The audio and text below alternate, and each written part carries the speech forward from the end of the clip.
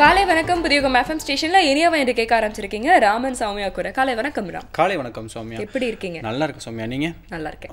Daily college paper படிப்போம் இல்லையா? So நீங்கள் எந்த விஷயத்தில் பேப்பரில் படிக்கும்போது ரொம்ப உணர்ச்சி வசப்படுவீங்க? நிறைய விஷயங்கள் உணர்ச்சி வசப்படுறதுக்கு இருக்குது. சென்னையில் இவ்வளோ வெயில்னாலே எனக்கு ரொம்ப டென்ஷன் ஆயிடுன்னு வச்சுக்கோங்களேன். வேற அப்படின்னா உணர்ச்சி வசப்படுறதுக்கு நிறைய விஷயங்கள் பேப்பர் எடுத்தாலே உணர்ச்சி வசம் தான் போடுவோம் இல்லையா? ஏன்னா பார்க்குற டாபிக் எல்லாமே அப்படிதான் இருக்கும் ஜென்ரலாகவே. இதில் அதிகமாக எல்லாருக்குமே வரக்கூடிய உணர்ச்சி வசம் அப்படின்னா குழந்தைங்களுக்கான வன்முறை அப்படிங்கிறத பார்த்தாலே நம்மளால டைஜஸ்டே பண்ண முடியாது இல்லையா? அதுவும் சரிதான். குழந்தைங்களுக்கு போய் யார் இப்படிலாம் மனசு வரும் அப்படின்னா கூட நம்ம யோசிக்க ஆரம்பிப்போம். வீட்டில் கூட நிறைய பேசுவாங்க. ஏன்னா எப்பயுமே பார்த்தீங்கன்னா குழந்தைங்களுக்கு பிரச்சனைகள் அவ்வளோ இல்லை. ஏன்னா எல்லாருமே சொல்லுவாங்க திருப்பி குழந்தையாகிடும் தான் ஆசை அப்படிங்கிற மாதிரி சொல்லுவாங்க. ஏன்னா அது பார்த்தீங்கன்னா ஒரு டென்ஷன் ஃப்ரீ ஏஜ்.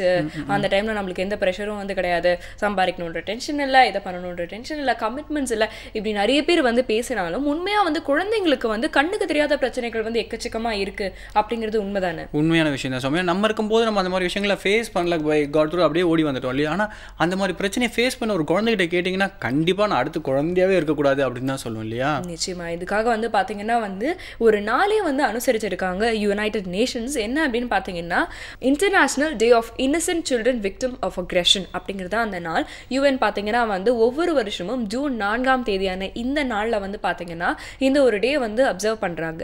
எதுக்கு அப்படின்னா குழந்தைங்களுக்கான ரைட்ஸ் என்னென்ன அப்படிங்கிறது எல்லாருக்கும் போய் சேரணும். அவங்களுக்கு என்னென்ன விஷயங்கள்லாம் தவறாக நடக்குது, அவங்க என்னென்ன பெயின்லாம் அண்டர்கோ பண்ணுறாங்க அப்படிங்கிறது உலகத்துக்கு தெரியணும் அப்படிங்கிற நோக்கத்தோட தான் இந்த ஒரு நாளை அனுசரிக்கிறாங்க. கண்டிப்பாக சௌமியா. என்ன அப்படின்னா நமக்கு உணர்ச்சிப்பட மட்டும் தான் தெரியும், ஆனால் அதுக்கு என்னென்ன பண்ணணும் அப்படிங்கிறது நமக்கு தெரியாது இல்லையா? ஸோ அதை பற்றி பேசுறதுக்கு டீட்டெயிலாக ஒரு கெஸ்ட் பேச போகிறாரு. அதுக்கு முன்னாடி வழக்கம் போல் நம்ம டெய்லி என்ன பண்ணுவோம்? உடலும் உள்ளமும் பகுதியில் ஒரு முத்திரை கற்றுக்கலாம்.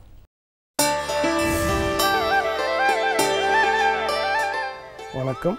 நலம்பெறும் முதிரைகள் மற்றும் விரல்களே மருத்துவர் வரிசையில் இன்று நாம் பார்க்க இருப்பது முகவாதத்திற்கான தீர்வு. வாதம் என்பது 80 வகை வாதங்கள் இருக்கிறது. அதில் முகவாதம் என்பது ஒரு வேண்டத்தகாத ஒரு வாதமாக குறிப்பிடப்பட்டிருக்கிறது. ஏனென்றால் முகத்தில் இந்த வாதம் ஒரு வினாடி நேரத்தில் நம்மளுடைய முகத்தோற்றத்தையே மாற்றிவிடக்கூடிய வல்லமை இதற்கு இருக்கிறது. இப்போ இந்த நோய்க்கான அறிகுறிகள் அப்படின்னு பார்த்திங்கன்னா தலை நரம்புகளில் 5 மற்றும் 7வது நரம்புகள், அதாவது முதுகெலும்பு பார்த்திங்கன்னா C1, C2, C3 அப்படின்னு சொல்லக்கூடிய அந்த 5 மற்றும் 7வது நரம்புகளில் ஏற்படக்கூடிய பாதிப்புகள் முகத்தின் வலது அல்லது இடது பக்கத்தில் இழுத்து கொள்ளக்கூடிய ஒரு சூழ்நிலையை உருவாக்கும். பாதிக்கப்படும் பகுதியில் தசைகள் கோணலாக போய்விடும். இரண்டாவது, முகத்தில் வலி இருக்கும். உணர்வற்று மரத்து போதல், இதெல்லாமே முன்னாடியே தெரியக்கூடிய அறிகுறிகள். அடுத்தது, கண்களை சரியாக மூட முடியாமல் ஒரு மாதிரியான துடிப்புகள், கண் துடிச்சிட்டே இருக்கிறது, கண்களில் ஒரு விதமான அசௌரியங்கள் ஏற்படுது.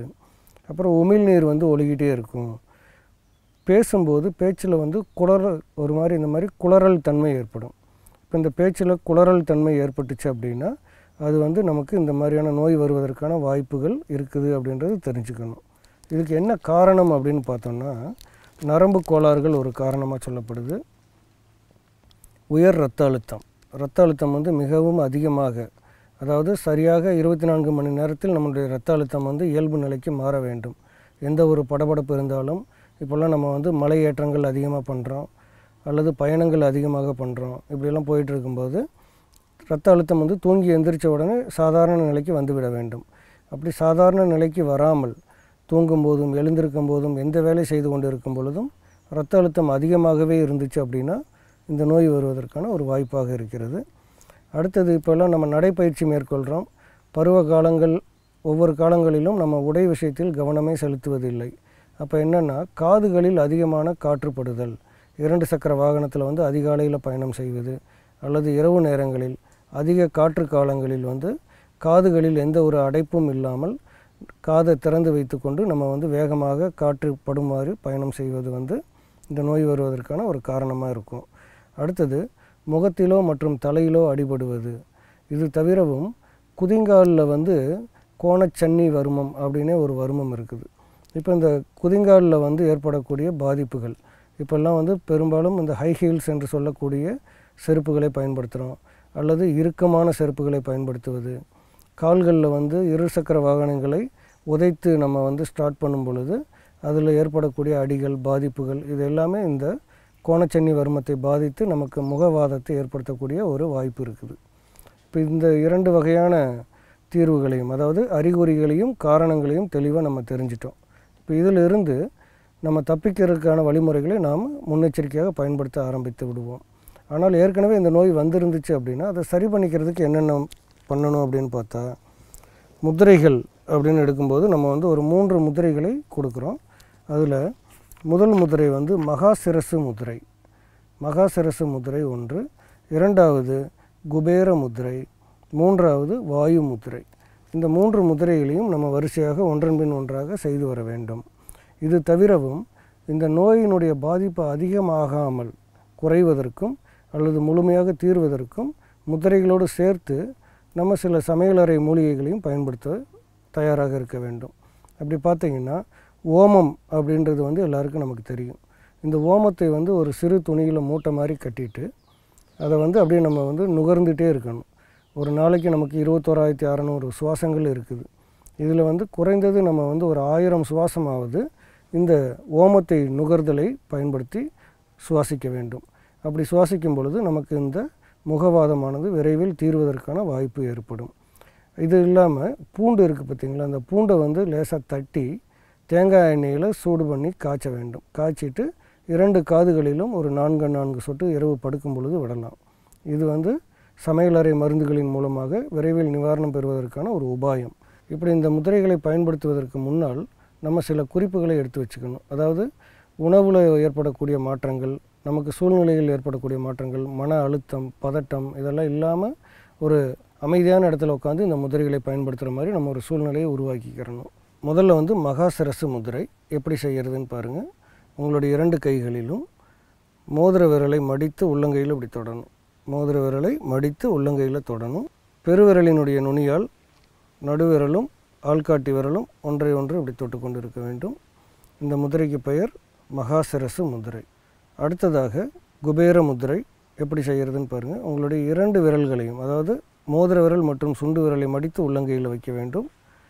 நடுவிரலும் ஆள்காட்டி விரலும் ஒன்றை ஒன்று இப்படி தொட்டுட்ருக்கணும். இந்த முத்திரைக்கு பெயர் வந்து குபேர முத்திரை.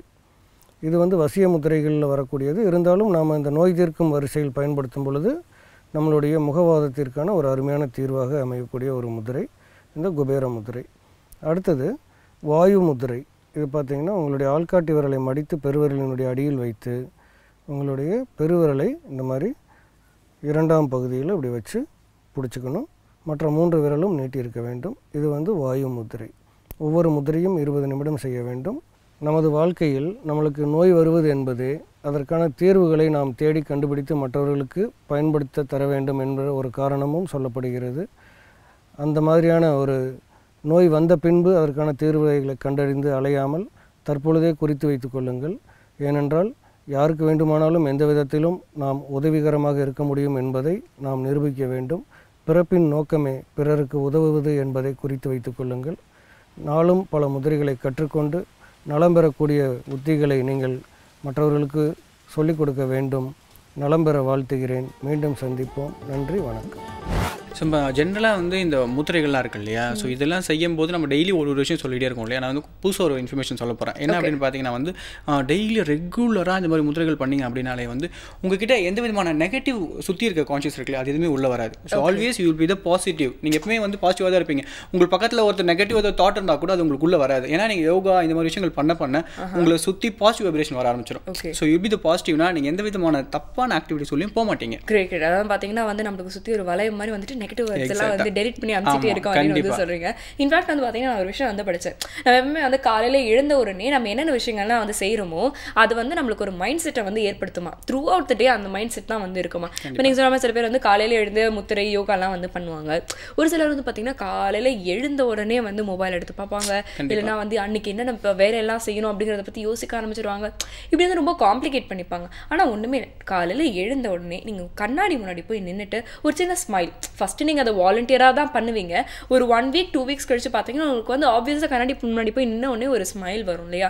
அந்த ஒரு சிரிப்பை நீங்கள் வந்து பார்த்துட்டு ஓகே நான் இன்னைக்கு சந்தோஷமாக இருக்கேன் அப்படிங்கிற ஒரு மைண்ட் செட்டை நீங்களே அறியாமல் உங்களோட சப்கான்ஷியஸ்குள்ளே வந்து நீங்கள் வந்து பதிவு பண்ணிட்டா அன்னைக்கு டே ஃபுல்லாக நீங்கள் பயங்கர ஜாலியாக இருக்கீங்க. நான் பெட் கட்டுறேன். ஆனால் இந்த யோகாக்கு எதாவது பேர் வச்சிருக்கீங்களா?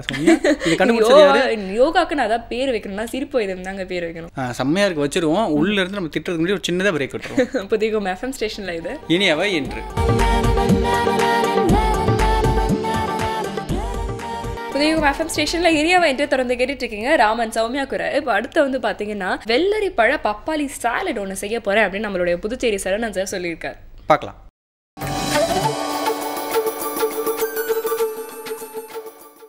அனைவருக்கும் வணக்கம். இன்றைய பசுமை உணவுகள் பகுதிக்கு உங்களை வரவேற்பதில் மகிழ்ச்சி அடைகிறேன். இன்றைக்கி நம்ம செய்ய போகிற உணவு வெள்ளரி பப்பாளி பழ சாலட். எப்படி செய்யலான்னு பார்க்குறதுக்கு முன்னாடி என்ன தேவைன்னு பார்க்கலாம்.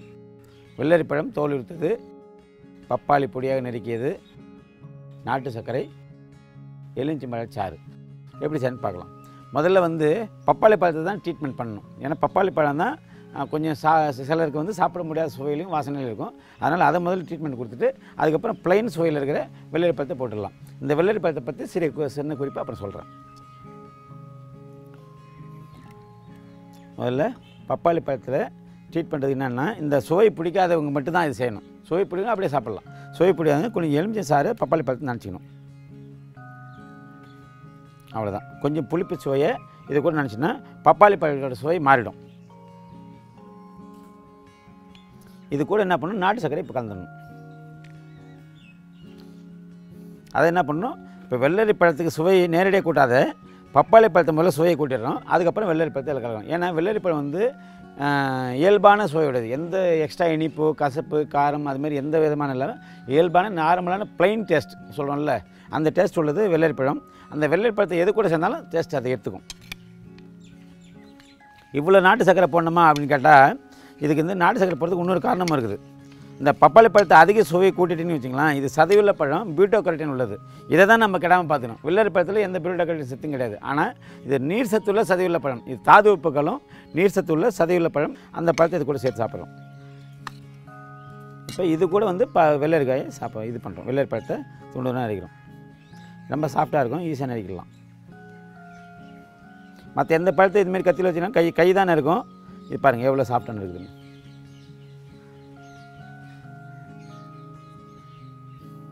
இது எவ்வளோ சின்ன பீஸ் போட்டாலும் சரி, எவ்வளோ பெரிய பீஸ் போட்டாலும், எப்படி பீஸ் போட்டாலும் இது சாப்பிட நல்லா சுவையாக இருக்கும். அதாவது அதிகமாக நாட்டு சர்க்கரையில் கலந்துன்னா சாப்பிட நல்லாயிருக்கும். கம்மியாக கலந்துனாக்கா அந்த வெள்ளரி பழ சுவை அதிகமாக இருக்கும், நாட்டு சர்க்கரை சுவை கம்மியாக இருக்கும். அவ்வளோதான். ரொம்ப சுலபமாக கட் பண்ணலாம். இது கட் பண்ணாமல் அப்படியே இப்போ சில பேர் என்ன பண்ணுவோம், சீனி இந்த வெள்ளை சர்க்கரை இல்லையா தொட்டு சாப்பிடுவாங்க. அதுக்கு பதில் நாட்டு சர்க்கரை தொட்டும் சாப்பிட்லாம். நேரடியாக பழத்தை இதுமாரி கேக் மாதிரி வச்சுட்டு நாட்டு சர்க்கரை தொட்டு சாப்பிட்லாம். பஜ்ஜி சட்னி தொட்டு சாப்பிட்ற மாதிரி சாப்பிட்லாம். அதுவும் ரொம்ப நல்லாயிருக்கும். குழந்தைங்களுக்கு அப்போ முதல்ல பழகிறதுக்கு முன்னாடி இப்படி கொடுத்தீங்கன்னாக்கா இது என்ன இது அப்படின்னு திரும்பி கேட்பாங்க. அப்போ நீங்கள் வந்து இதை வந்து செயல்பாட்டை குறைச்சிட்டு நேரடியாக வெள்ளரி பழம் சாப்பிட வைக்கலாம். வயலில் வேலை செய்யணும். இந்த வெள்ளரி பழம் பறிக்கும்போது பார்த்திங்கன்னா வெடிச்ச வெள்ளரி பழம் நிறையா இருக்கும். அப்போ என்ன பண்ணுவாங்கன்னா, அந்த வெடிச்ச வெள்ளரி பழம் நிறையா இருக்கும்போது அந்த வெடிச்சதை வீணாக்க முடியாது. வயலேருந்து எடுத்துன்னு வரும்போதே வீணாகிடும். அதனால் அங்கேயே சாப்பிடுவாங்க. ப்ளைனாக சாப்பிடும்போது அந்த ப்ளைன் ஆக்சுவலாக எந்த பழத்தையுமே ப்ளைனாக சாப்பிடும்போது அந்த சுவை ரொம்ப பிரமிப்பாக இருக்கும். இந்த நாட்டு சர்க்கரை ஏன் எலுமிச்சம்பழம் பப்பாளி பழம் போட்டோம்னா, நாட்டு சர்க்கரை எலுமிச்சம்பழம் கொடுப்போம் சீக்கிரமாக கரைய ஆரம்பிச்சிடும். அதை வந்து இதில் கலந்தோம்னா இந்த புளிப்பு சுவையோடு சேர்ந்த இனிப்பு சுவை இந்த வெள்ளரி பழத்துக்கு ரொம்ப கூடுதல் சுவையை கூட்டி கொடுத்துரும்.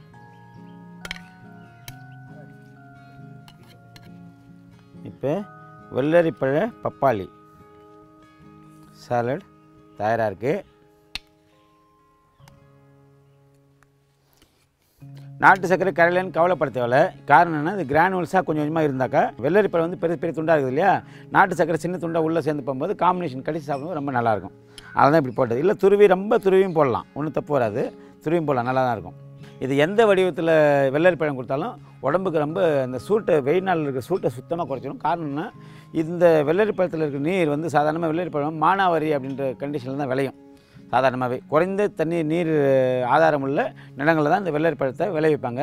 அது வந்து கோடை காலத்தில் தான் விளையும். கோடை காலத்தில் சாதாரணமே நீர் ஆதாரம் இருக்காது. அப்பயும் குறைஞ்ச தண்ணி உள்ள நிலத்தில் விளையும் போது அப்போ என்ன பண்ணும், தண்ணி வந்து அது நேரடியாக வந்து பாய்ச்சலேருந்து எடுக்காது. அண்டத்தில் இருக்கக்கூடிய நீர் சத்தை வந்து உறிஞ்சி இந்த தண்ணி தான் அதில் சேர்த்து வச்சுக்கும். அப்போ சுத்தமான தண்ணீர் தான் அதில் இருக்கும். அந்த தண்ணீர் சேர்ந்து அந்த சதையும் சேரும்போது ரொம்ப நல்ல மருத்துவ குணமுடைய பழம், உடம்புக்கு ரொம்ப நல்லது. எந்த தீங்கும் விளைவிக்காது. அது சளி பிடிக்கும், கோல்டு வரும், வேறு மாதிரி நிறைய எல்லாம் சொல்லுவாங்களே, அந்த மாதிரி எந்த தீங்கும் விளைவிக்காத நேரடியாக உடலுக்கு பலன் தரக்கூடிய பழம். வேறு ஒரு நல்ல பசுமை உணவோட அடுத்த நிகழ்ச்சி சந்திக்கலாம். நன்றி. வெள்ளரி நமக்கு பொதுவாக ஒரு ஐடியா இருந்துச்சு. ஆனால் வெள்ளரி பழம் அப்படிங்கிறது பார்த்தீங்கன்னா எனக்கு வந்து சரவணன் சார் தான் எனக்கு இன்ட்ரடியூஸ் பண்ணிச்சு. சொல்லலாம் அந்த வெள்ளரி பழம் நம்ம சென்னையில் நான் பார்த்ததே கிடையாது. அங்கே போகும்போது தான் எனக்கு தெரிஞ்சது அந்த வெள்ளரி பழம் இவ்வளோ பெருசில் ஒன்று இருக்கும், அது அவ்வளோ டேஸ்ட்டாக இருக்கும், உடம்புக்கு அவ்வளோ குளிர்ச்சி, இந்த மாதிரி நிறைய டீட்டெயில்ஸ் வந்து எனக்கு அங்கே போய் தான் தெரியுமே. நிறைய விஷயங்கள் வந்து நம்மளோட நிகழ்ச்சி மூலமாக நாமளே வந்து தெரிஞ்சுக்கிட்டு இருக்கோம் அப்படின்னு வந்து சொல்லலாம். இன்ஃபேக்ட் வந்து பார்த்தீங்கன்னா நிறைய பேர் வந்து யோசிப்பாங்க, என்னோட ஸ்கின் வந்து பளபளப்பாக ஆகணும், நான் என்ன பண்ணணும், இந்த க்ரீம் போடலாமா, அது போடலாமா, இது போடலாமா, அது போடலாமா அப்படின்னு யோசிச்சுட்டு இருப்பாங்க. ஆனால் வந்து பார்த்தீங்கன்னா வந்து இந்த ஸ்கின் ஸ்பெஷலிஸ்ட் எல்லாருமே சொல்கிற ஒரே விஷயம் என்னன்னா, நிறைய தண்ணி குடிங்க.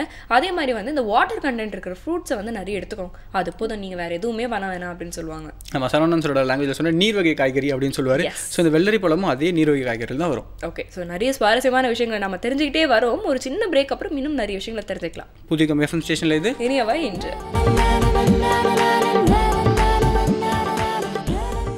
வெல்கம் பேக் புதியகம் எஃப்எம் ஸ்டேஷனில் இனியவை என்று கேட்டுட்டு இருக்கீங்க. ராமன் சௌமியா கூட பொதுவாக வந்து நம்ம எல்லாருக்கும் ஒரு விஷயம் வந்து தெரியும், நம்ம யாரையுமே வந்து கொஞ்சம் குறைச்சி மதிப்பிடக்கூடாது அப்படிங்கிற. ஆமாம் சார், நம்ம ஜென்ரலாக எல்லாருமே இந்த விஷயத்தில் ஒரு இடத்துலையாவது மொக்க வாங்கியிருப்பாங்க. ஏன்னா அவர் வந்து ரொம்ப லைட்டாக நினச்சி விட்டுருப்போம். இந்த கேரக்டர்லாம் கொஞ்ச நாள் பார்த்தா அந்த கேரக்டர் நம்ம முன்னாடி வந்து பயங்கரமாக நிற்கும் இல்லையா? அதுவும் வந்து சரிதான். இன்ஃபேக்ட் நம்ம எல்லாருமே வந்து ஒரு சுச்சுவேஷன் வந்து கடந்து வந்திருப்போம். ஏன்னா வந்து நம்ம ஸ்கூலில் வந்து படிக்கும்போது ஒரு நியூ அட்மிஷன் ஒரு பொண்ணு ஒரு பையனும் வருவாங்க. நம்ம வந்து பார்த்தோன்னே ஓகே இந்த பொண்ணு கொஞ்சம் படிப்ஸாக இருக்கும், இந்த பொண்ணு கொஞ்சம் வந்து சேட்டை பண்ணுற பொண்ணாக தான் இருக்கும் அப்படின்னு நினச்சா அப்படியே ஆப்போசிட்டாக அவங்க வந்து மாறிடுவாங்க.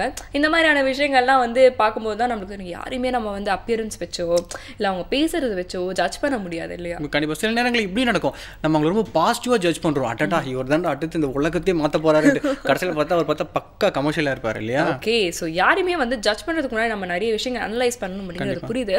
பட் இதை பற்றி இந்த இரேன்பு சார் கூட வந்து பார்த்தீங்கன்னா யாரையுமே நீங்கள் குறைச்சி மதிப்பிட கூடாது அப்படிங்கிறத பற்றி தான் பேச வந்திருக்கேன். பார்க்கலாம்.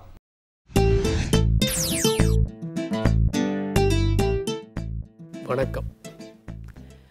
இப்போ நாம் வந்து ஒரு வேலையை செஞ்சிட்ருக்கோம். அந்த வேலையை செய்யும்போது இந்த வேலையை பற்றி என்ன மக்கள் நினைக்கிறாங்க அப்படிங்கிற ஒரு அபிப்பிராயம் நமக்கு ஏற்படுறது உண்டு. இப்போ ஒரு பெயிண்டிங் போட்டோடனே நம்ம என்ன பண்ணுறோம், 4 பேர்கிட்ட காமிக்கிறோம் இந்த பெயிண்டிங் நல்லா இருக்கேன். ஒரு கவிதை எழுதுகிறோம், ஒரு 4 பேர்கிட்ட படித்து காமிக்கிறோம் நல்லா இருக்காங்கிறோம். நம்ம ஒரு சிறுகதை எழுதுகிறோம், யாராவது ஒருத்தர் ஃபோன் பண்ணி உங்கள் சிறுகதை நல்லா இருக்குது அப்படின்னு சொன்னால் சந்தோஷப்படுறோம். ஆனால் இதே ஒரு விஷயத்த நம்ம ஒரு வருஷம் ஃபுல்லாக ஒரு டிபார்ட்மெண்ட்டில் வேலை செய்கிறோம் அல்லது ஒரு கம்பெனியில் வேலை செய்கிறோம். ஒரு பர்ஃபார்மன்ஸ் அப்ரைசல்னு மதிப்பீட்டு அறிக்கை, பணி மதிப்பீட்டு அறிக்கை கொடுத்தா அதில் ஏதாவது ஒன்று நல்லா இல்லை அப்படின்னு அவங்க சுட்டி காட்டினோடனே நமக்கு கோவம் வருது. இவருக்கு வந்து லீடர்ஷிப் குவாலிட்டி குறைவு, கம்யூனிகேஷன் ஸ்கில் குறைவு அப்படின்னு சொன்னால் உடனே நமக்கு கோவம் வருது. உடனே நம்ம என்ன பண்ணுறோம், என்னை பற்றி அவர் அட்வர்ஸாக எழுதிட்டார். யாராவது அட்வர்ஸ்ன்னு சொல்லுவாங்களே ஒழிய ஆக்சுவலாக எழுதிட்டாருன்னு சொல்ல மாட்டோம். அது நாம் என்ன நினைக்கிறோம், பணி மதிப்பீட்டு அறிக்கைனா எல்லாமே நல்லா இருக்குது அப்படின்னு நமக்கு அறிக்கை கொடுக்கணும் அப்படின்னு சொல்லி நினைக்கிறோம். சரி, அது வந்து நம்மளுடைய ப்ரமோஷனை பாதிக்கிற மாதிரி இருந்தால் கூட யாராவது ஒரு ஹையர் அஃபிஷியல் கூப்பிட்டு நான் எல்லாமே நல்லா கொடுத்துருக்கேன், ஆனால் கொஞ்சம் உனக்கு லீடர்ஷிப் குவாலிட்டி பத்தாதுப்பா, கொஞ்சம் கம்யூனிகேஷன் கேப்பபிலிட்டி குறைவு, ஏங்க உதாரணத்துக்கு உனக்கு கொஞ்சம் பொறுமை இல்லை, கிரிட்டிசைஸ் யாராவது பண்ணால் உடனே நீ கோபப்படுற, அதனால் அதை கொஞ்சம் குறைச்சிக்க. அதே மாதிரி உன்னை அறியாமலேயே வந்து நீ வந்து கம்யூனிகேஷனில் நிறைய தவறு பண்ணுற, உனக்கு இன்னும் கொஞ்சம் ஃப்ளூவன்சி வரல, அப்புறம் நீ வந்து பேசும்போது பயப்படுற, இதெல்லாம் யாராவது சொன்னாங்கன்னா நாம் வந்து சந்தோஷப்படணும். ஏன்னா இந்த ஏரியாஸில் நம்ம ஃபோக்கஸ் பண்ணி நம்மளை டெவலப் பண்ணிக்கலாம். நம்ம முதல்ல எதில் லேக்கிங்காக இருக்கோம் அப்படின்னு தெரிஞ்சால் தான் நம்மளை வளர்த்துக்கிறதுக்கான வாய்ப்புகள் ஏற்படும். ஒரு பையன் என்ன பண்ணியிருக்கான், ஒரு கடைக்கு போயிருக்கான். போயிட்டு நான் ஒரு ஃபோன் பண்ணிக்கணுங்க அப்படின்னு சொல்லிட்டு ஒரு காயினை கொடுத்துட்டு ஃபோன் அடிச்சிருக்கான். அடித்து ஒரு நம்பருக்கு ஹலோ அப்படின்ங்க. நான் அங்கே ஏற்ற அப்படி எஸ் ஹலோ என்ன வேணும் அப்படின்னு. உங்கள் வீட்டில் வந்து இந்த மாதிரி இந்த கார்டன் மெயின்டெனன்ஸ் வேலை வந்து காலியாக இருக்கிறதா கேள்விப்பட்டேன், அதை நான் செஞ்சு தரேங்க அப்படின்னு. வேணாம்ப்பா, ஒரு பையனை போட்டிருக்கோம் நாங்கள், ஏற்கனவே ஒரு பையன் கிடச்சிட்டான், நான் ரொம்ப நல்லா மூவ் பண்ணுவேங்க. பாரு இருக்கிற பையன் ரொம்ப நல்லா மூவ் பண்ணிகிட்ருக்கான், செடியெல்லாம் நல்லா வெட்டி விடுவோங்க, நல்லா டோப்பி ஏரியெல்லாம் அழகாக பண்ணி விடுங்க. இப்போ இருக்க பையன் ரொம்ப நல்லா பண்ணிகிட்ருக்கான், நான் அருமையாக கார்டனுக்கு வந்து நான் வந்து நல்லா வாட்டரிங்லாம் பண்ணுவேங்க, வீடு இல்லாமல் பார்த்துக்குவோங்க. இப்போ இருக்கவன் எல்லாம் நல்லா பண்ணிகிட்ருக்கான், அவனை விட ஒரு 5 ரூபா குறைவாக கொடுத்தீங்கன்னா கூட நான் செஞ்சு கொடுக்குறேன். பாரு அவன் அருமையாக பண்ணுறான், கொடுக்குற சம்பளத்துக்கு ஒழுங்காக வேலை பார்க்குறான், எங்களுக்கு ஆள் தேவையில்லை, வச்சிரு அப்படின்னு இருக்காங்க. உடனே சந்தோஷமாக ஃபோனை வச்சுட்டு அப்பா அப்படிங்க, தம்பி உனக்கு ஏதாவது வேலை வேணுமாப்பா, ஏப்பா வேலை வேணும்னு கேட்டுட்டு நீ வேலை இல்லைன்னு சொல்கிறாங்க போல் இருக்கு, நீ சந்தோஷமாக ஃபோனை வைக்கிற அப்படின்னு அந்த ஃபோன் பூத்துக்காரர் கேட்டிருக்காரு. நான் எந்த வீட்டில் வேலை செய்கிறேனோ அந்த வீட்டுக்கு தான் ஃபோன் பண்ணேன் அப்படின்னு.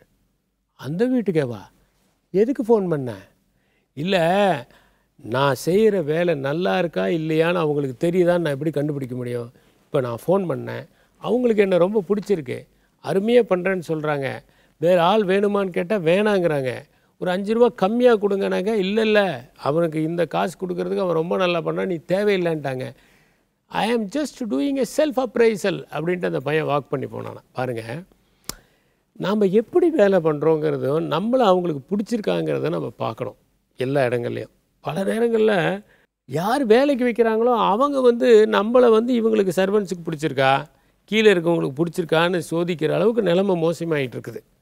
இன்னொரு பக்கம் பார்த்திங்கன்னா, இது இந்த அப்ரைசல்ங்கிறது தேவை அப்படிங்கிற எண்ணம் இருந்தாலே நாம் தயாராகிடுவோம். இப்போ ஒரு எக்ஸாமினேஷனை கண்டு ஏன் ஸ்டூடெண்ட்ஸ் பயப்படுறாங்க? மார்க் கம்மியாயிட்டால் என்ன பண்ணுறது? அந்த ஆங்கிளில் பார்த்தா எக்ஸாமினேஷன் கஷ்டம். நம்ம என்ன படிச்சிருக்கோங்கிறது நமக்கே தெரிய வேணாமா? நம்ம தெளிவாக தெரிஞ்சு வச்சுருக்கோமான்னு நமக்கே தெரிய வேணாமா? இப்போ பார்த்தீங்கன்னா கம்ப்யூட்டரில் நிறைய பசங்க குவிஸ்லாம் போடுறாங்க. 10க்கு 8 வருதா, 6 வருதா, 7 வருதா பார்த்துட்டு அவங்க படிக்க வேண்டிய நிலைமை எங்கே இருக்குது அப்படிங்கிறத பற்றி தெரிஞ்சுக்கிறாங்க. இப்போ நம்ம போகிறோம், வெயிட் போடுறோம். அப்போ நம்ம எதுக்காக வெயிட் பார்க்கணும்? வெயிட் பார்க்கும்போது நம்ம வெயிட் கூடியிருக்கோமா, குறைஞ்சிருக்கோமா, அப்படின்னா நம்ம இன்னும் கொஞ்சம் கம்மியாக சாப்பிட்ணுமா, ஒரு சுகர் டெஸ்ட் பண்ணுறோம், நம்ம சுகர் கரெக்டாக இருக்கா, அது மாதிரி தானே இந்த அப்ரைசல் தேவை தானே. லைஃப் ஃபுல்லாக இந்த அப்ரைசல் தேவை தானே. இந்த அப்ரைசல் தொடர்ந்துக்கிட்டே இருந்தால் தானே நாம் நம்மளை ஃபிட்டாக வச்சுக்க முடியும். இப்போல்லாம் பார்த்தீங்கன்னா ஒரு சின்ன மிஷின் வந்திருக்கு, ஒரு சென்சார். அதை இப்படி முதுகில் மாட்டிக்கிட்டிங்கன்னா உங்களுக்கு பேக் பெயின் இருந்தால் நீங்கள் இப்படி பர்டிகுலர் போஸ்டரில் உட்காந்திங்கன்னா உங்களுக்கு பேக் பெயின் வராது. ஏன்னா அந்த ஸ்பைன் நேராக இருக்கிறதுனால. சப்போஸ் இப்படி கொஞ்சம் தளர்ந்து உட்காந்திங்கன்னா அது ஒரு சத்தம் போட ஆரம்பிச்சிடும். உடனே இப்படி நேராக உட்காந்திங்கன்னா மறுபடியும் சத்தம் போடாது. இப்படியே உட்காந்து பழகினீங்கன்னா உங்கள் ஸ்பைன் நேராகி அதுக்கப்புறம் உங்களுக்கு வலியே வராமல் போயிடுங்கிறான். இது ட்ரீட்மெண்ட் இல்லாமல் உங்களுக்கு பேக் பெயினை க்யூர் பண்ணலாம். ஏன்னா ஒரு அப்ரைசல் சிஸ்டம், நீங்கள் சரியாக உட்கார்றீங்களா இல்லையாங்கிறதுக்கு ஒரு அப்ரைசல் சிஸ்டம். அதனால் appraisal system is a must. நாம் எங்கே இருக்கோம், நம்ம இன்னும் எவ்வளோ இம்ப்ரூவ் பண்ணணும் அப்படிங்கிறத கன்ஸ்ட்ரக்டிவாக யார் சொன்னாலும் அதை நம்ம எடுத்துக்கணும். பொறாமை இல்லாமல், துவேஷம் இல்லாமல், நம்மளை மட்டம் தட்டாமல் ஒருத்தர் சொன்னால் அதை ஏற்றுக்கிட்டோம்னா அது நம்முடைய வளர்ச்சிக்கு வழிவகுக்கும். அதனால் எல்லா விதமான அப்ரைசல் சிஸ்டமும் ஆரோக்கியமானவை என்று நினைத்து மதிப்பீட்டு அறிக்கையை நாம் பெற்று அதில் என்னென்ன குறைகள் இருக்கின்றனவோ அவற்றை களைவதற்கு முயற்சி செய்தால் நாம் மேம்பட வழிவகுக்கும். நன்றி, வணக்கம். இறையன்பு சார் எப்பவுமே ஒரு விஷயத்தை ரொம்ப சுவாரஸ்யமாக சொல்லிட்டு போயிடுவார் இல்லையா? அது மட்டும் இல்லாமல் பார்த்தீங்கன்னா ரொம்ப காமனான டாபிக்ஸாக தான் இருக்கும். பட் அது இன்டெப்த்தாக போகும்போது தான் நம்மளுக்கு நிறைய விஷயங்கள் புரியும் அப்படின்னு சொல்லலாம். ஆமாம், எந்த ஒரு விஷயமே பார்த்தீங்கன்னா சாமானியர்களுக்கும் புரிகிற மாதிரி இருக்கணும். அப்போ தான் அந்த விஷயத்தை சொல்கிறவங்களுக்கும் சரி, அதை கேட்குறவங்களுக்கும் சரி, அந்த விஷயத்துக்கான ஒரு ஆப்ட் இருக்கும். ஓகே, அவங்க ரிலேட் பண்ணிக்க முடியும் அப்படின்னு சொல்லுங்க. இன்னைக்கு நம்மளுடைய டேக்கான கெஸ்ட் கூட பார்த்தீங்கன்னா அந்த மாதிரி ஒரு நோக்கத்தில் தான் கம்யூனிகேட் பண்ணுறதுக்காக வந்திருக்காரு.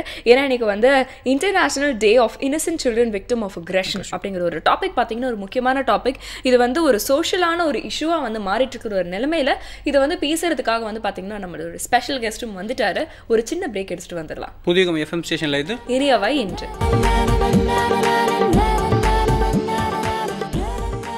புதியகம் FM ஸ்டேஷனில் தொடர்ந்து கேட்டுட்டு இருக்கீங்க. ராமன் சௌமியா கூற இனியவை இன்று நிகழ்ச்சியில் இன்னைக்கு பார்த்தீங்கன்னா international day of innocent children victims of aggression. பேரே இவ்வளோ பெருசாக இருக்குது அப்படின்னு பார்த்தா இது அதோட ஒரு பெரிய டாபிக் அப்படின்னு தான் சொல்லலாம்.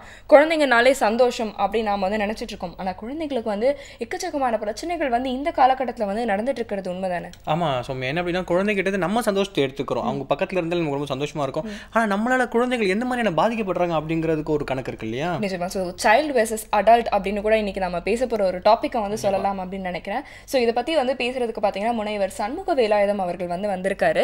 இவர் foundation for rights of young child, அதாவது ஃபார் யூ சைல்டு அப்படிங்கிற ஒரு ஆர்கனைசேஷன்லேருந்து வந்திருக்காரு. வெல்கம் பண்ணியா. வணக்கம் சார். ஐயா, இப்போ தினம் பேப்பர் அப்படின்னு எடுத்தாலே இந்த குழந்தைகளுக்கான தீங்கு விளைவிக்கிறது அப்படிங்கிறத டெய்லி பார்க்குறோம். அந்த பாதிப்பு அப்படிங்கிற ஒரு வார்த்தை எடுத்தாலே அது பக்கத்தில் குழந்தைங்களை அப்படி ஆப்வியஸ்லி இருக்குது இன்னைக்கு காலகட்டத்தில். ஸோ இன்னைக்கு உங்களோட அமைப்பு அதை பற்றி கொஞ்சம் சொல்லுங்கள். எங்கள் அமைப்பு வந்து கடந்த 10 ஆண்டுகளாக நாங்கள் செயல்பட்டு வருகிறோம்.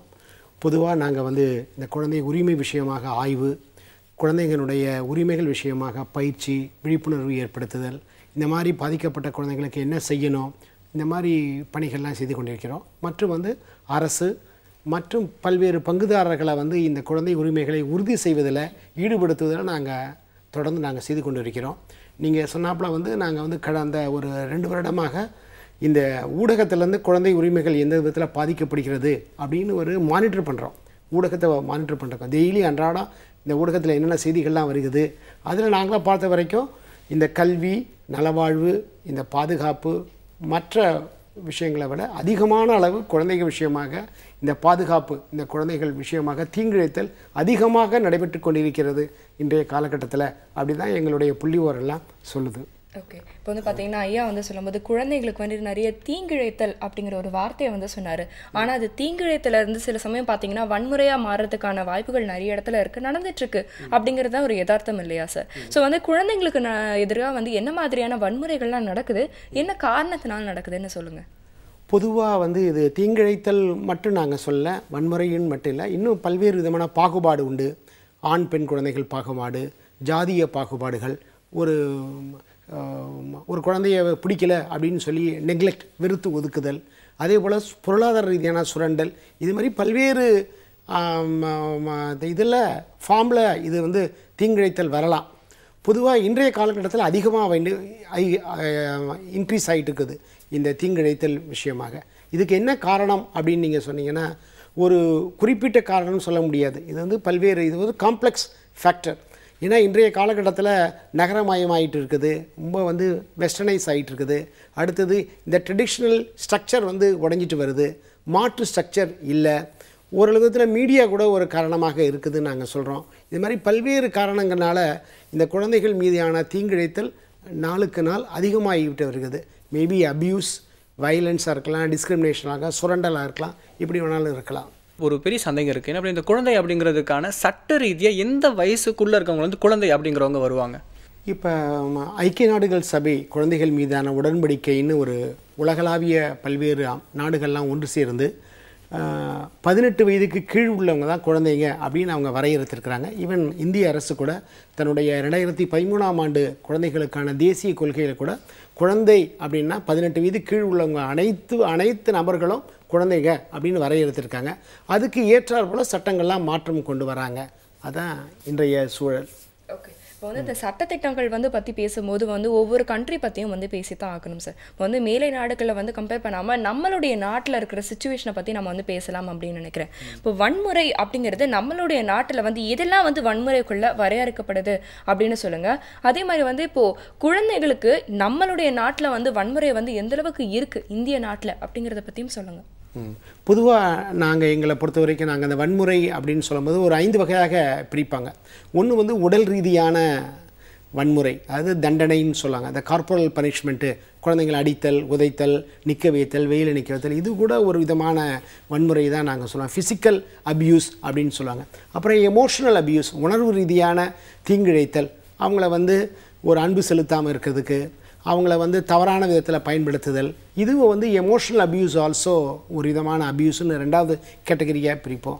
3வது நெக்லெக்ட், அவங்கள வந்து வெறுத்து ஒதுக்குதல், அது தவறான விதத்தில் பயன்படுத்துதல், இது 3வதாக நாங்கள் அங்கே சொல்கிறோம். 4வதாக வந்து இந்த பாலியல் ரீதியான துன்புறுத்தல்கள் கூட நாங்கள் சொல்கிறோம். 5வது வகையாக நாங்கள் என்ன சொல்ல விரும்புகிறோன்னா எக்ஸ்ப்ளாய்டேஷன், எக்கனாமிக்ஸ், பொருளாதார ரீதியான சுரண்டல். குறிப்பாக நம்ம குழந்தை தொழிலாளர்கள்னு சொல்கிறாங்க, அவங்க அதிகப்படியான வேலை வாங்குதல், குறிப்பிட்ட ஃபெசிலிட்டிஸ்லாம் இல்லாமல் செய்வது, குழந்தைங்க வந்து 14 வயது கீழ் உள்ளவங்களுக்கெல்லாம் இந்த மாதிரி ஒரு அபாயகரமான தொழிலை ஈடுபடுத்தக்கூடாதுன்னு சட்டம்லாம் சொல்லுது. இதுவும் வந்து ஒரு விதமான வன்முறை தான் நாங்கள் சொல்லுவோம். குறிப்பாக 5 வகையில் சொல்லுவோம். இன்றைய காலகட்டத்தில் நான் சொன்னாப்புல அதிகமாகிட்டு இருக்குன்னு சொன்னீங்களா, சமீபத்தில் மத்திய அரசு வந்து இது குறித்து ஆய்வு பண்ணாங்க. சுமார் இந்த மாதிரி குழந்தைகள்கிட்ட 53 விழுக்காடுகள் ஏதோ ஒரு விதத்தில் பாலியல் ரீதியான துன்புறுத்தலில் ஈடுபடுறாங்க அப்படின்னு சொல்கிறாங்க. இந்த உடல் ரீதியான தண்டனை பொறுத்த வரைக்கும் ஒவ்வொரு 3 குழந்தைங்களில் 2 குழந்தைங்க இந்த உடல் ரீதியான தண்டனைக்கு உட்படுறாங்க அப்படின்னு சொல்கிறாங்க. எமோஷனல் அப்யூஸ் கூட வந்து 2 குழந்தைங்களும் 1 குழந்தை வந்து எமோஷ்னலாக அப்யூஸ் ஆகிறாங்க அவங்களுக்கு போதிய அன்பு கிடைக்காம, அரவணைப்பு கிடைக்காம, பாதுகாப்பு இல்லாமல் இருக்கிறாங்க அப்படின்னா இன்றைய புள்ளி வரலாம்னு சொல்கிறாங்க. கடைசியாக முடிச்ச அந்த எமோஷனல் அபியூஸ் அப்படிங்கிற ஒரு விஷயம் வந்து நமக்கு ரொம்ப பாதிக்குது இல்லையா? சௌமியா, 2 குழந்தை ஒரு குழந்தைனா கண்டிப்பாக நம்ம வீட்டில் இருக்க குழந்தையும் பாதிக்கப்பட்டிருக்கும். இதுக்கு என்ன விஷயம் அப்படின்னு பார்க்கும்போது வந்து என்னோட குழந்தை எனக்காக தான் அப்படிங்கிற ஒரு விஷயம் இருக்கும் இல்லையா? ஆனால் என் குழந்தை நான் இங்கே இருக்கு, அவன் வாழ்க்கை அவன் என்ஜாய்மெண்ட் பார்க்காம இது எனக்காக அப்படிங்கிற வரும்போது தான் இங்கே பிரச்சனை ஜாஸ்தியாகுது இல்லையா? டாமினன்ஸ் அப்படிங்கிற ஒரு ஃபேக்டர் வந்து எந்த ஒரு ரேஷியோவில் இருக்கணும் அப்படிங்கிறதும் பெற்றோர்கள் வந்து தெரிஞ்சுக்கணும். கண்டிப்பாக.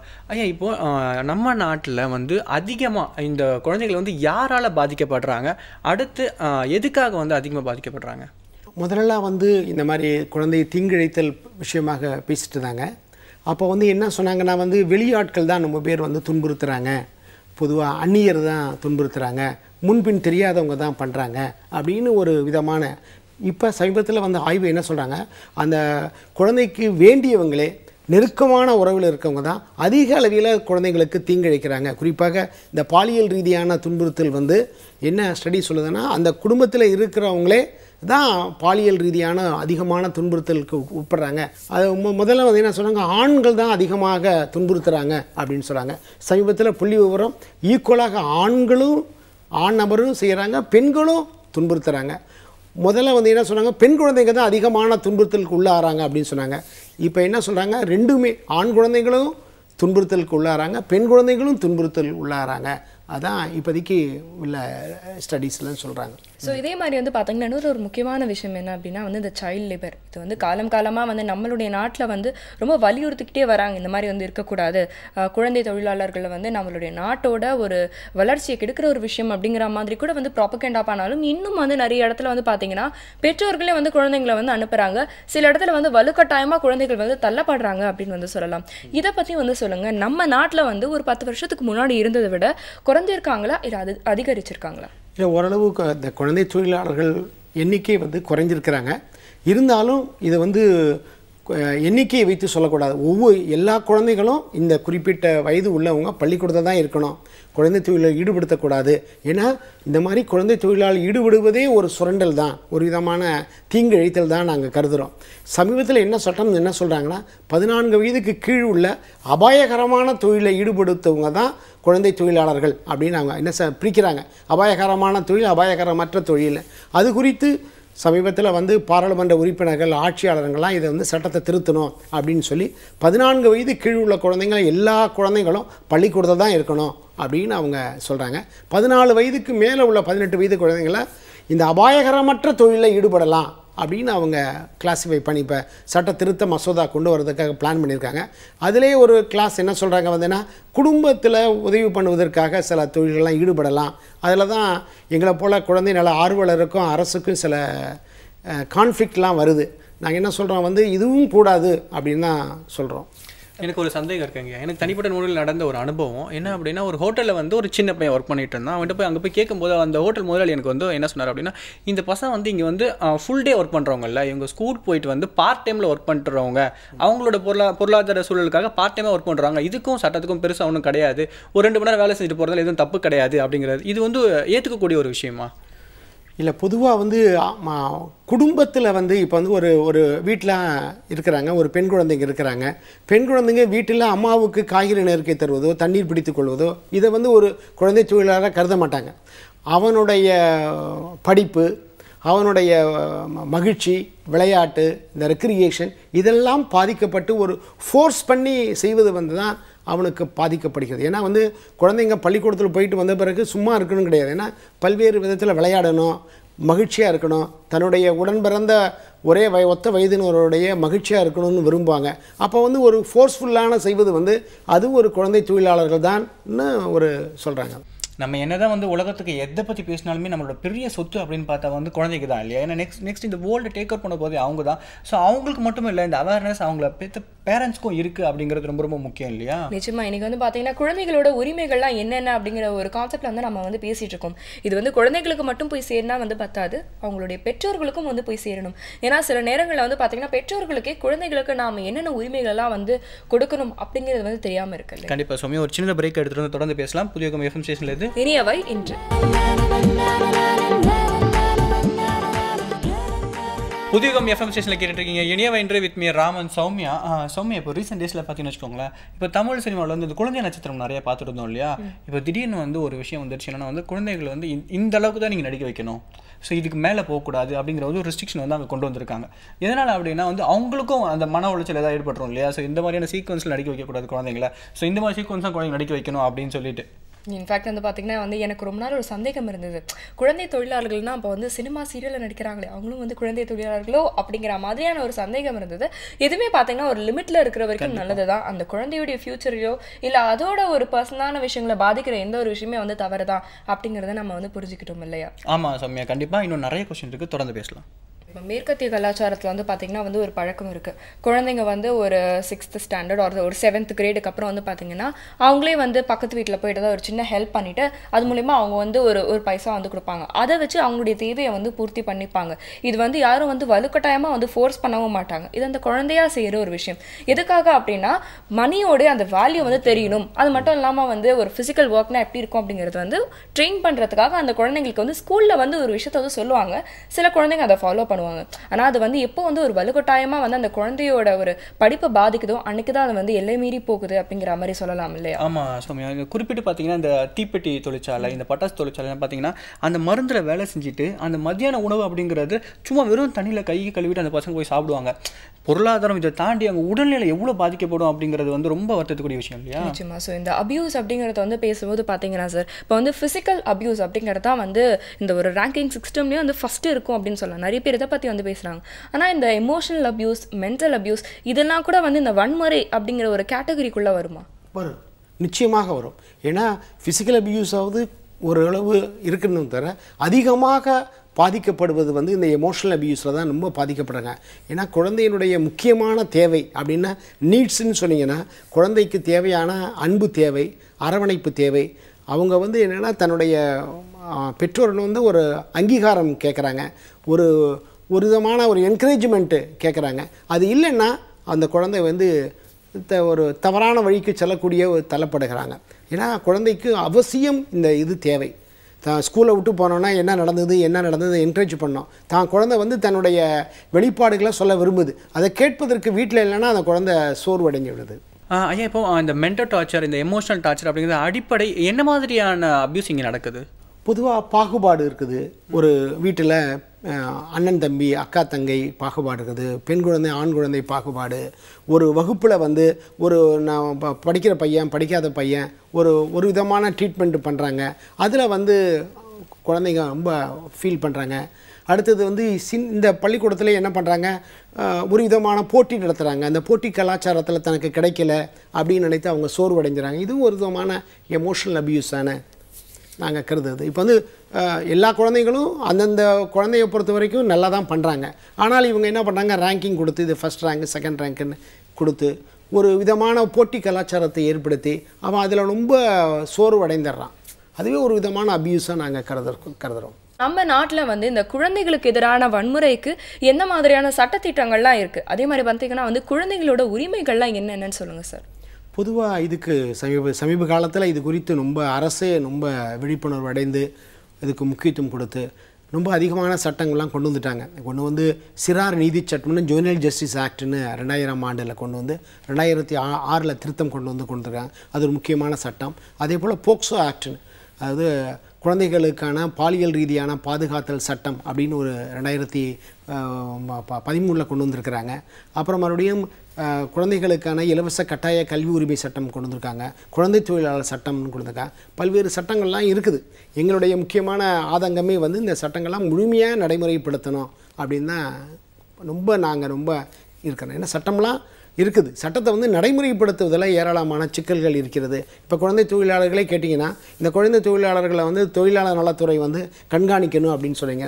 நாங்கள் கணக்கு பண்ணி பார்த்தோன்னா எத்தனை குழந்தை தொழிலாளர்களை அவங்க வந்து கண்காணித்து எத்தனை பேரை வந்து அதுக்கு வேண்டிய குற்றத்தில் பதிவு செய்திருக்கிறாங்கன்னு பார்த்தீங்கன்னா ரொம்ப குறைவான அளவு தான் பதிவு செய்திருக்கிறாங்க. இந்த போக்சோ ஆக்ட்னு சொல்லுங்களேன், அதன் பிரகாரம் வந்து எவ்வளோ பேர் முன்னின்று போய் அந்த குழந்தைகளை விஷயமாக பாலியல் ரீதியான துன்புறுத்தல் வந்து காவல்துறைக்கு பதிவு பண்ணியிருக்காங்கன்னா ஒரு 1/10 கூட பதிவு பண்ணல. இன்னும் வந்து 90 விழுக்காடுகள் பதிவு பண்ணாமே விட்டுறாங்க. இது வந்து ஒரு அவமானம், இது போய் ஃபேமிலி ப்ராப்ளம் ஆகிடுது, இதை போய் சொல்லக்கூடாது அப்படின்னு நினைக்கிறவங்களாம் இருக்கிறாங்க. அதனால் அந்த மாதிரி ஆஸ்பெக்டும் இருக்கிறது. அதனால் இந்த சட்டம் குறித்து பெரிய அளவில் விழிப்புணர்வு தேவை. அப்போ தான் நடைமுறைக்கு வரும். இப்போ அடுத்த கட்டமாக வந்து இந்த மாதிரியான பாதிக்கப்பட்ட குழந்தைகள் அங்கே இருக்காங்க அப்படிங்கிற தகவல் தெரிஞ்சாலும் இல்லை நம்ம நேரில் நம்ம பார்க்குறோம் அப்படின்னா நம்ம என்ன மாதிரியான ஸ்டெப்ஸ் பண்ணணும்? பொதுவாக நம்ம வந்து குழந்தைகள் அனைவருக்குமே வந்து என்ன சொல்லணும்னா இந்த சுய பாதுகாப்பு சொல்லித்தரணும். அது வந்து இந்த மாதிரி விஷயம்லாம் நடந்தால் என்ன செய்யணும், நம்ம எப்படி நம்ம பாதுகாக்கணும். பொதுவாக இந்த பாலியல் ரீதியான துன்புறுத்தலுக்கெல்லாம் இப்போ ஏராளமான பயிற்சிகள்லாம் கொடுக்குறாங்க. இந்த குட் டச்சுனா என்ன, பேட் டச்சுனா என்ன, தன்னுடைய உடல் என்ன இந்த மாதிரி விஷயங்களும் குழந்தைகளுக்கு தன்னுடைய கற்றல் கற்பித்தல் உடைய ப்ராசஸ்லேயே இது கொண்டு போகணும் அப்படின்னு சொல்கிறோம். அதே போல் தான் வந்து இந்த மாதிரி பிரச்சனையிலேருந்து ஈடுபட்டால் என்ன செய்யணும்னு வர குழந்தைகளுக்கும் சொல்லித்தரணும், பெற்றோருக்கும் தெரிஞ்சு வைத்திருக்கணும். ஏன்னா அதுதான் முக்கியமானது. அது ரெண்டாம் கட்டம் தான் வந்து அரசு காவல்துறை எல்லாம் இந்த நிறுவனங்கள்லாம் வர்றது பிரச்சனை. அதுக்கு வந்து இப்போ சமீபத்தில் பொறுத்த வரைக்கும் ரொம்ப இந்த குழந்தைகளுக்கான உதவி மையம்னு ஒன்று வச்சுருக்கிறாங்க, சைல்ட் லைன் ஒன்று வச்சுருக்கிறாங்க. 1098ன்னு ஒரு பாப்புலரான தொலைபேசி, ஃப்ரீ தொலைபேசி. ஏதாவது ஒரு பிரச்சனைக்குரிய குழந்தைங்க இருக்கிறாங்க, தீங்கு இழைக்கப்பட்ட குழந்தைங்க இருக்காங்க, பிச்சை எடுக்கும் குழந்தைங்க இருக்கிறாங்க. இதுக்கெல்லாம் வந்து அந்த நம்பருக்கு நம்ம ஃபோன் பண்ணி சொன்னாங்க, அவங்களே வந்து அதுக்கு வேண்டிய ஏற்பாடுகள்லாம் கொடுக்குறாங்க. பாதிக்கப்பட்ட குழந்தைகளுக்கும் என்னென்னா தேவையான ஆலோசனைகள்லாம் வேணும், கவுன்சிலிங் வேணும், மறுவாழ்வு வேணும். அதுக்கு இன்றைய காலகட்டத்தில் அவ்வளோவா இல்லை. அதுக்கும் அரசு வந்து முன்னின்று செய்தால் நல்லா வரும். ஏன்னா இப்போ பாலியல் ரீதியான துன்புறுத்தலை உருவாக்கிட்டாங்க. அது என்ன செய்கிறது? இப்போ குழந்தை தொழிலாளர் தான் மீட்டுட்டாங்க. குழந்தை தொழிலாளர் ஏன் போகிறாங்கன்னா முக்கியமான காரணம் வறுமை. அவன் மறுபடியும் பள்ளிக்கூடத்தில் சேர்ந்து படிக்கணும். இந்த ஃபாலோ அப்பும் தொடர் நடவடிக்கையும் வேணும். அதுக்கு வேண்டிய அமைப்புகளும் செயல் நடவடிக்கையும் இருந்தால் தான் மறுபடியும் அவன் வந்து குழந்தை தொழிலாளர் ஆகாமல் பாதுகாக்க முடியும். ஏன் இப்போ வந்து நம்ம நாட்டில் இருக்கக்கூடிய பிரச்சனைகள் பற்றி பார்த்தோம். இப்போ ஜென்ரலாக வந்து மேல் நாடுகளுக்கும் நமக்கும் அந்த மாதிரியான சட்டங்கள் எப்படி பார்த்தாலும் கலாச்சாரம் அப்படிங்கிற ஒன்று இருக்குது. நம்ம இங்கே பொதுவாக என்ன சொல்லணும், அம்மா கையால் சாப்பாடு ஊட்டினா தான் நல்லது அப்படின்னும். ஆனால் அவங்க சட்டமே வந்து ஸ்பூனில் கொடுத்தாதான் அப்படிங்கிறது சட்டமே இருக்காங்க. கையில் குழந்தைக்கு சாப்பாடு கொடுக்கணும், நீங்கள் ஸ்பூனில் சாப்பாடு ஊட்டணும், குழந்தை கம்பல்சரியாக நீங்கள் வந்து பொம்மை வாங்கி கொடுக்கணும். இப்படி நிறைய விஷயங்கள் வந்து சட்ட ரீதியாகவே அங்கே இருக்குது. அது மட்டும் இல்லாமல் நிறைய விஷயங்கள் வந்து பார்த்தீங்கன்னா வந்து அது அவங்களுக்கு வந்து செட் ஆகும், நம்மளுக்கு செட் ஆகாது. சில விஷயம் நம்மளுக்கு செட் ஆகும், அவங்களுக்கு வந்து செட் ஆகாது. ஆனால் வந்து பார்த்தீங்கன்னா வந்து பொதுவான விஷயங்களை வந்து எங்கேயாவது நல்லது நடந்தால் அதை வந்து அடாப்ட் பண்ணிக்கலாம் இல்லையா? எப்பயுமே அது வந்து ஒரு இயல்பு முறையான ஒரு விஷயம் தான் இல்லையா? அதே மாதிரி வந்து பார்த்தீங்கன்னா மேலை நாடுகளில் இந்த சைல்டு அபியூஸ் அப்படிங்கிறதுக்கு எதிர்க்க என்ன மாதிரியான சட்டத்திட்டங்கள்லாம் இருக்குது, என்னென்ன விஷயங்கள்லாம் செஞ்சுட்டு இருக்காங்க, அதுலேருந்து நாம் வந்து என்ன விஷயங்கள்லாம் இங்கே நம்மளுடைய கலாச்சாரத்துக்கு ஏற்ற மாதிரி அடாப்ட் பண்ணிக்கலாம்னு சொல்ல முடியுமா சார்? பொதுவாக மேலை நாடுகள் வந்து என்னென்னா அவங்களுடைய அமைப்பு இந்த மாதிரி நிறுவனங்கள், பள்ளிக்கூடமாக இருக்கலாம், சமுதாயமாக இருக்கலாம், இந்த பல்வேறு பொழுதுபோக்கு அம்சங்களாக இருக்கலாம், அவங்க ரொம்ப வந்து எல்லாமே குழந்தை நேய முறைகளை கொண்டு போயிட்டாங்க, சைல்ட் ஃப்ரெண்ட்லி ப்ராசஸில். இப்போ சாதாரண ஹோட்டலில் போனால் கூட இந்த இப்போதைக்கு அந்த மாதிரி இப்போ வந்து கொண்டு இருக்குது. ஹோட்டலில் போனாங்களா குழந்தைங்களுக்கான ஒரு செப்பரேட் டாய்லெட் வேணும், அந்த கை கழுவக்கூடிய அந்த வாஷ் பேஷன் வந்து சின்ன குழந்தைங்களுக்கு ஏற்றவாறு இருக்கணும். ஹோட்டலில் இந்த குழந்தைங்கள்லாம் சின்ன குழந்தைங்கள்லாம் விளையாடுவதற்கான சில ஒரு பிளேஸ்லாம் வேணும். இந்த மாதிரி ஒரு குழந்தை நேய முறை வந்து உருவாக்கணும் அப்படின்னு சொல்கிறாங்க. ஏன்னா வந்து நம்ம இந்த மாதிரி ஒரு குழந்தை நேய முறையெல்லாம் நம்ம அதை பற்றி திங்க் பண்ணவே இல்லை. பொதுவாக வந்து என்ன, குழந்தைங்க ஒரு பொருட்டாகவே கருதலை. குழந்தைங்களுடைய பேசுவதற்கும் சரி, அவங்களுடைய பாயிண்ட் ஆஃப் வியூ கேட்குறதும் கூட இன்னும் வரலை, இன்னும் நாட்களாகும். இந்த மாதிரி குழந்தைகள் நேய முறை ஒவ்வொரு இன்ஸ்டிடியூஷன்ஸ்லேயும் இந்த குழந்தை நேய முறையை கொண்டு வந்தாலே ஏராளமான மாற்றங்கள் வரும். ரெண்டாவது, குழந்தைங்கள்கிட்ட பொறுத்த வரைக்கும் அவங்களுக்கு வேண்டிய சில முக்கியமானதை பங்கேற்பதற்கான உரிமை இருக்குது. அவங்களும் தன்னுடைய கருத்தை சொல்வதற்கான உரிமை இருக்கிறது. நம்ம அவங்களுடைய கருத்துக்களை கேட்பதற்கே நம்ம விரும்பலை. அதனால் எல்லாமே இப்போ சாதாரண ஒரு வீட்டில் வந்து ஒரு ட்ரெஸ் எடுக்குன்னு வச்சுங்க, குழந்தைங்களை கேட்க மாட்டாங்க, தானே ஏதோ ஒரு ட்ரெஸ் வாங்கி போட்டுடுறாங்க. இது குழந்தைக்கு பிடிக்குமா இல்லையா அப்படின்னு கூட கேட்பது இல்லை. இது இன்றைய காலகட்டத்தில் இதெல்லாம் கொஞ்சம் இன்கார்பரேட் பண்ணால் இந்த மாதிரி நம்மளும் வந்து மேலை நாடுகள் போல் ஒரு குழந்தைகளுக்கு முக்கியத்துவம் கொடுப்போம். நம்ம வந்து குழந்தைகளை ஒரு பொருட்டாகவே கருதுவது இல்லை. அதான் ஒரு எல்லாமே பெரியவர்கள் எல்லாமே முடிவு பண்ணிடுறாங்க, இதுதான் நல்லது அப்படின்னு நினைக்கிறாங்க. குழந்தைகளுக்கும் ஒரு உரிமை இருக்கிறது, குழந்தைகளுக்கும் ஒரு மனது இருக்குது, குழந்தைகளுக்கும் ஒரு திங்கிங் இருக்குது, அப்படின்னு நம்ம உணரணும். எப்போ உணர்ந்தோமா கொஞ்சம் மாற்றம்லாம் வந்துடும் அப்படின்னு நாங்கள் கருதுகிறோம். அப்போ வந்து பொதுவாக பார்த்தீங்கன்னா நம்மளுடைய பெற்றோர்கள் மத்தியில் வந்து ஒரு இயல்பு இருக்குது. என்ன அப்படின்னா, குழந்தை வந்து 1 வயசாக இருந்தாலும் அது குழந்தை தான், 18 வயசாக இருந்தாலும் அது குழந்தை தான், குழந்தை வந்து வளரவே இல்லை அப்படிங்கிற மாதிரியான ஒரு திங்கிங் இருக்குது. நாளாக அந்த குழந்தையும் வந்து மெச்சூர் ஆகிட்டே வருது. அதுக்குன்னு சில தேவைகள் இருக்குது, அதுக்குன்னு சில விஷயங்கள்லாம் வந்து இருக்குது. அதை நம்ம காது கொடுத்து கேட்கலனாலும் என்னென்ன புரிஞ்சுக்கவாத முயற்சி செய்யணும் அப்படிங்கிறது வந்து புரியுது இல்லையா? கண்டிப்பாக சோமி, ஐயா சொல்லும் போது எனக்கு நிறைய ஞாபகம் வருது. என்ன இன்ன வரைக்கும் பார்த்தீங்கன்னா நம்ம ட்ரெயினில் கூட நம்ம நிறைய குழந்தைகள் ட்ராவல் ஆகிறத பார்க்கலாம். ஆனால் 1 வயசு 2 வயசு குழந்தைகளுக்கான ஒரு தொட்டில் இந்த மாதிரி விஷயங்கள் எதுவுமே கிடையாது. நம்ம அடிப்படையாக இன்னும் குழந்தைகளுக்கான விஷயத்தை வந்து சமூகமும் சரி அரசாங்கமும் யோசிக்கவே இல்லை அப்படிங்கிறது புரியுது இல்லையா? அரசாங்கமும் யோசிக்கிறோம், சமூகமும் வந்து நிச்சயமாக யோசிக்கிறோம். ஏன்னா ஒரு சமூகம் வந்து மக்கள் வந்து மாற ஆரம்பிச்சாங்கனாலே அரசாங்கமும் அதுக்கு தீவிரமான விஷயங்கள் வந்து செய்ய ஆரம்பிப்பாங்க இல்லையா? இப்படி நிறைய விஷயங்களை வந்து இன்னைக்கு நாங்களும் தெரிஞ்சுக்கிட்டோம், நேர்களும் வந்து தெரிஞ்சிருப்பாங்க அப்படின்னு நினைக்கிறேன். Thank you so much sir. நன்றிங்க. தொடர்ந்து நிறைய விஷயங்கள் நம்ம நிகழ்ச்சியில் பார்க்கலாம். புதிய FM ஸ்டேஷனில் இது இனியவை இன்று. வெல்கம் பேக் டு புதிய FM ஸ்டேஷனில் கேட்டுருக்கீங்க. இனியவை இன்று வித் மீ ராமன் சௌமியா.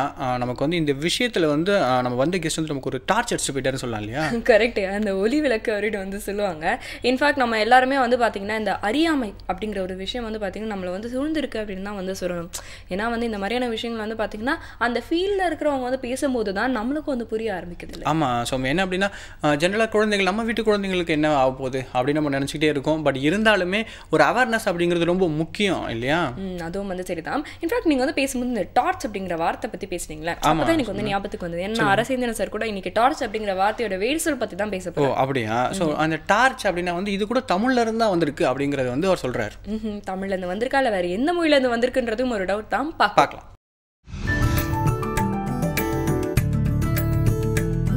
ஐயா வணக்கங்க. ஐயா வணக்கம். ஐயா, டார்ச் அப்படிங்கிற அந்த சொல் எப்படி வந்தது அப்படிங்கிறதான் நீங்கள் எல்லாம் இன்றைக்கு இந்த டார்ச் வந்து மின்சாரத்தை வச்சு பயன்படுத்தி அதை சேமித்து பயன்படுத்துகிறோம்.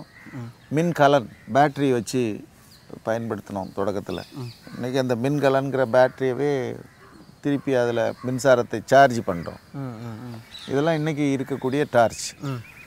ஆனால் இந்த டார்ச்சுங்கிற சொல்லின் வரலாற்றை ஆங்கிலத்தில் படித்தா ரொம்ப சிரிப்பாகவும் வியப்பாகவும் இருக்கிறது. இது இன்றைக்கி உருவானது இந்த சொல்லுன்னு நாம் நினச்சிக்கிட்டு இருக்கோம். ஆனால் முதல்ல இதை எதை டார்ச்சுன்னு சொன்னாங்க, ஏன் அதை டார்ச்சுன்னு சொன்னாங்கங்கிறத படித்தா ரொம்ப சுவையாகவும் வியப்பாகவும் இருக்கிறது. இந்த வைக்கோல் இருக்குது பாருங்க. ஆமாங்க.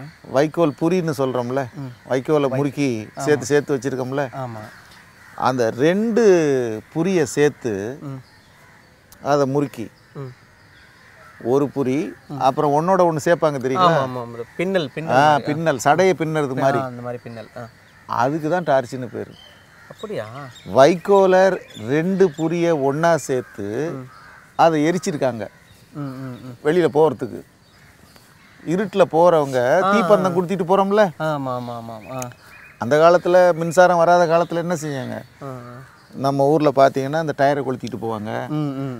துணியை வந்து எண்ணெயில் நினச்சி உருண்டையாக கட்டி, அதான் தீப்பந்தம், அதை பிடிச்சிட்டு போவாங்க. அதான் தீவெட்டின்னுலாம் சொல்கிறோம்ல. அதுபோல் வைக்கோலை 2 புரியாக முறுக்கி அது அல்லது வைக்கோல் போன்ற வேறொன்று எரியக்கூடிய பொருள், அந்த 2 புரியாக அதை முறுக்கி அதிலே தீயை எரிய வச்சு வெளிச்சமாக ஆக்கி கொண்டு போனதுக்கு தான் டார்ச்னு பேர். அதுக்குள்ளே ஒரு தமிழ் இருக்கிறதுங்கிறத படித்தபோது தான் நமக்கு ஒரு வியப்பாக இருக்கிறது. துமி என்றால் 2, துமிக்கிறதுனா வெட்டுறது. ஒரு பொருளை வெட்டினா 2 ஆகிடும். வெட்டு 1 துண்டு 2. இந்த துமிங்கிறது துவி என்று தெரிந்து 2ஐ குறிக்கிறது இந்தோ ஐரோப்பிய மொழிகளில்.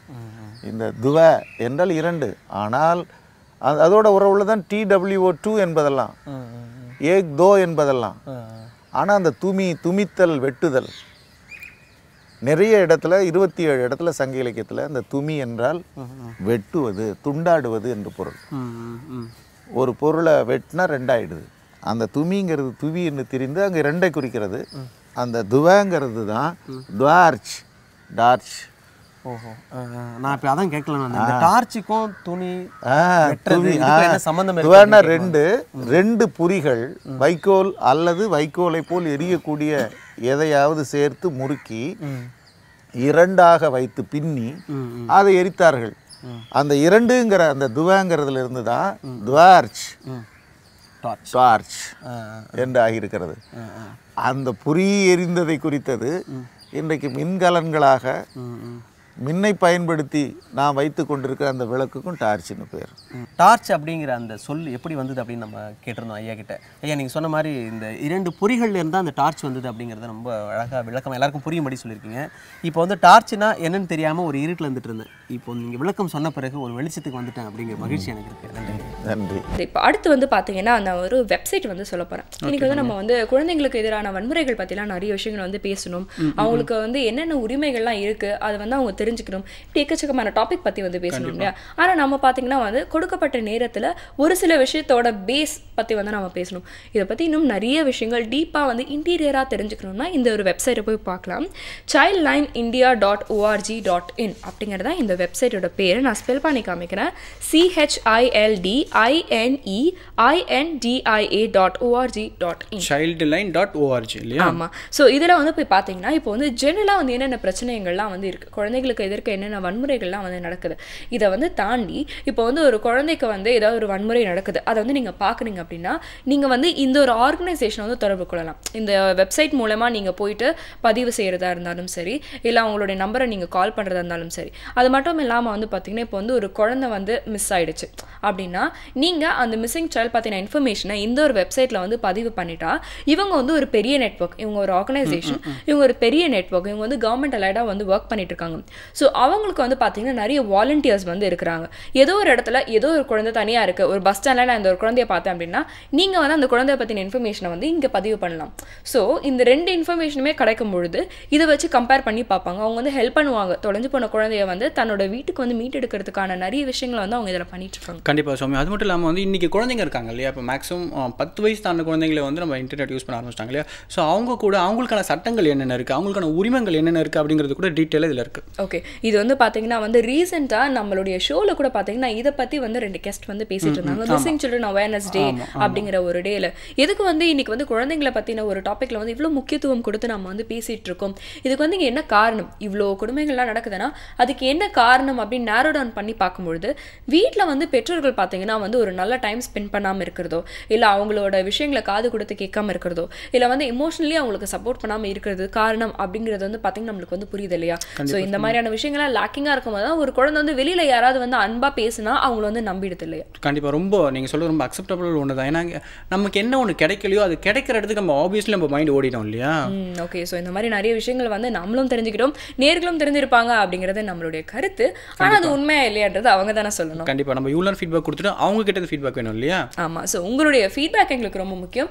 அதனால நீங்கள் வந்து உங்களுடைய கருத்துக்களை feedback@pudiyugam.tv அப்படிங்கிற மெயில் ஐடிக்கோ இல்லை இப்போ ஸ்க்ரீனில் தெரியுற டோல் ஃப்ரீ நம்பருக்கோ கால் பண்ணி சொல்லலாம். நிச்சயமாக சௌமியா. அது மட்டும் இல்லை, இப்போ திரையில் வர அட்ரஸுக்கு உங்களோட கருத்துக்களை கைப்பட எழுதியும் எங்களுக்கு அனுப்பலாம். ஏன்னா உங்களுடைய கருத்துக்கள் எங்களுக்கு ரொம்ப ரொம்ப முக்கியம். உங்களுடைய கருத்துக்களை வச்சு தான் நாங்கள் வந்து டே பை டே பில் பண்ணிகிட்டே போகிறோம் அப்படின்னு வந்து சொல்லலாம். ஓகே, இதோட வந்து பார்த்தீங்கன்னா வந்து அடுத்து இன்னொரு சுவாரஸ்யமான டே, அதை பற்றி இன்னும் சுவாரஸ்யமான ரிசர்ச்சஸ்லாம் நம்ம பண்ண வேண்டியது இருக்கு இல்லையா? ஆமாம் சௌமியா, நம்ம கிளம்பிட்டு நேரம் வந்தாச்சு இல்லையா? புதிய FM ஸ்டேஷனில் இது இனியவை என்று வித் ராம் சௌமியா.